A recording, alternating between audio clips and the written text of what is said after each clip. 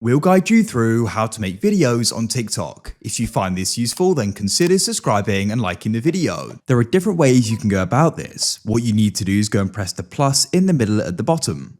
Then you can come right to the bottom and select post. For this first way, you can go and record. So you've got some different tools over to the right. Press the arrow to expand them and see the names. Choose a length just above the shutter, whether you want to use photo or text as well. Then you can go and start recording, record what you want. You can record more and press the tick. You've got the edit tools over to the right. You can go and press on at the top option below the gear or cog icon to expand it. So go and edit it to your liking. Alternatively, if you've already got videos you want to do this with, press create right at the bottom to the right of post. You can use a template or press new video. Then you can go and select the video or videos you want to go and edit and photos and press next and at the bottom. The editor will open up and you've got these different tools here. You can go and edit. For example, add sound, text, effects, and much more. Press next at the top, and then what you can do is you can go and add a description and you can go and post it. It's that simple to go and make a video on TikTok.